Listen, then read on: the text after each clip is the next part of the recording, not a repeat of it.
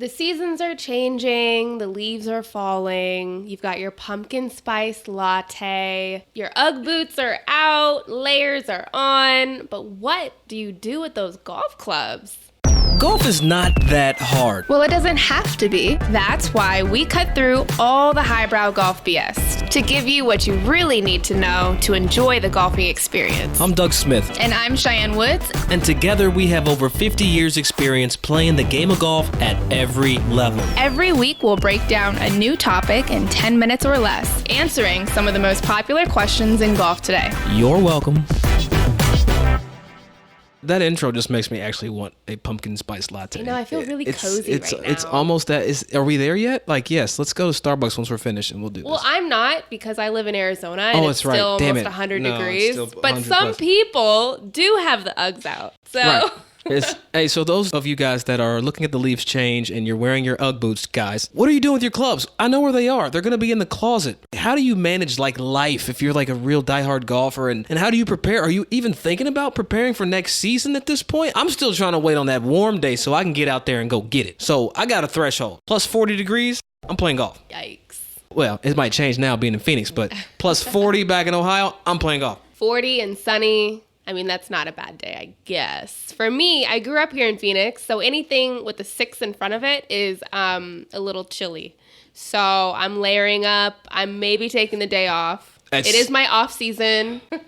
I got no words. 60 degrees, you cold, you're not playing. I'm kidding. But it is something that people struggle with. You know, if you aren't living in Phoenix when it is sunny and the winters are nice. But I know I went to Wake Forest and playing in North Carolina was a shock for me when the temperatures drop. What do you do? And the grass died. Grass dies. Sometimes the courses are closed. How can you continue to work on your swing and improve your game? You know, I think we touched on this in the previous episode, but you got to take to your indoor drills. Before I even get into that, this is a great time to take off.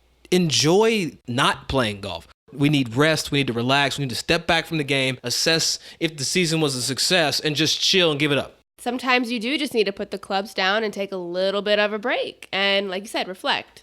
How do you assess if you had a good season, though? You know, now it's fall, the leaves are changing. How do you assess if you had a successful year or what you need to work on going forward? What are the things that our listeners can look back on and say, hey, I did good, or, you know, I need to work on this? One thing I think everybody can do is keep stats. So as you're playing throughout the year, keep your putting, your greens in regulation, your fairways hit, keep your stats, and you can track that throughout the year. At the end of the season, look up what your average was, add it all together, divide whatever you want to do, and you can truly see in numbers exactly how you played, how you progressed, and what you can then improve on going into the next season. You can also look at your handicap. If you do actually put your scores in at your club or your app that you use for golf, you know, put your scores in. When did you play well? And then think back, like if you played well, what did you do? I challenge everybody to keep a golf journal. I don't know. Do you journal, Shy, at all? Yeah, I journal a ton. Yeah, I journaled a lot when I was playing, and I think just being able to know what it was that I was doing when I was playing well. Now, people know their handicaps. They went up. They got a little worse. Okay, so what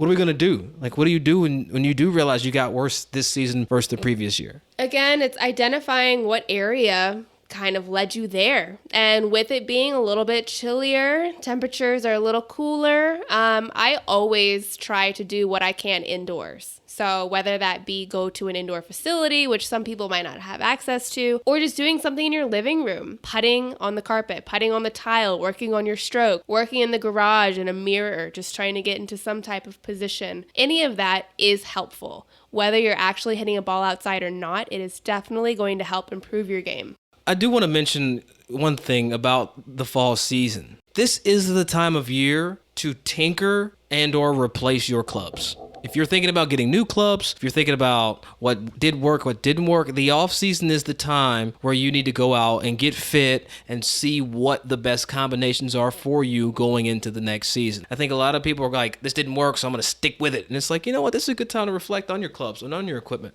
Yeah, you can look and see what you've had for too long, what might be cracked, what grooves might be wore out, and test out some stuff. That's what a lot of tour pros do in the off season, is do a lot of experimenting and see what you like, what you don't like, how can I get better, and put something new in the bag. So, Cheyenne, let's talk a little bit about what beginner golfers can do to stay ready in the offseason and not get so rusty. I mean, that's one thing. It's always hard to get back into the game after you have taken some time off and you haven't touched the club in a couple weeks or a couple months because of the weather, whatever. How do you keep the rust off? That is the absolute worst feeling in the world. Even because we play a lot of golf. So even if you take 1 week off and you put the club in your hand and it feels so foreign. I'll take 1 day off. Yeah, it's the worst feeling. So we don't want you guys to feel that way. What I would suggest is maybe come up. I don't know. What you would suggest is see that. That's a great look.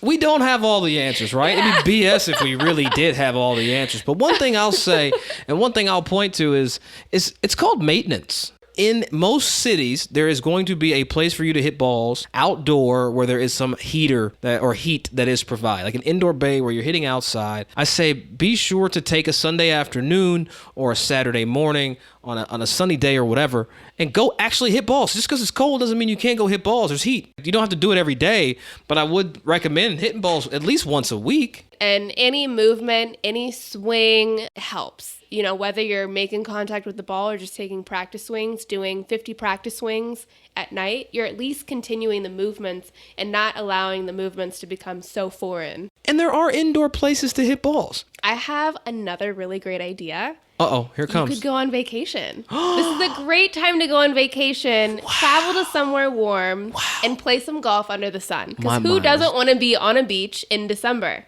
My mind was just blown. Get away from the cold weather. No one is forcing you to be there. You know what? The beach is so cliche. Come to the mountains. You can also come out here. The desert. Because it is very green out here in Phoenix during the winter months, and it is a phenomenal place to be.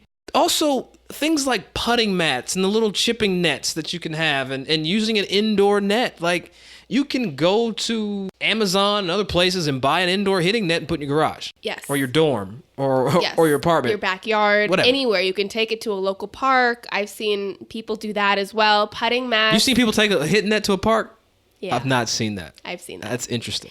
But you got to do what you got to do. You do. Right? No, you do. So, how bad do you want to be good? There's so many fun things that you can get online. It's not that expensive. We try to keep it as cheap as we can here on the show of what we suggest to you. Affordable, not cheap. Affordable. It's affordable. I don't know. I like cheap stuff. But yeah, there's little things that you can get, whether it's chipping, putting, full swing, hitting nets. But we have to also warn folks, beware of all this stuff, though. You can really go spend a lot of money on a bunch of BS that's not really going to help you better. I'm always going to recommend somebody going out and buying a putting mat. I don't care if it's just a straight putt with a line or whatever. Get you a putting mat that you can use over and over and over. Now, don't forget to worry about your speed when you're using that mat, because you just start banging straight putts all day, your speed can really get jacked up. A putting mat is something that I've always had in my house all year long. It's something you can just do when you're watching TV. Whatever you decide to do as the weather changes, don't lock the clubs up. There's plenty that you can do so you don't get rusty. This is our point in the show where we get a little bit technical, and this is a topic that we've touched on before in previous episodes, but I want to always kind of come back to putting, and you can't get too good at putting. So one thing I've noticed, Cheyenne, and I'm seeing people do this on Instagram and when I'm out practicing, I'm seeing people just using a chalk line and just working on alignment. I'm not seeing people work on speed. Like, people forget that speed is so crucial. You're not going to make a putt that's dead on line if you're a foot short. It's not going to happen. I always say speed is the most important aspect of putting. For myself, I do speed drills every day that I'm out on the golf course. So what is a speed drill, though? I think people forget that there are other things you can do besides trying to make the ball in the hole when you're practicing. What I do, one of my favorite drills, is putting a tee about 10 to 12 inches behind the hole.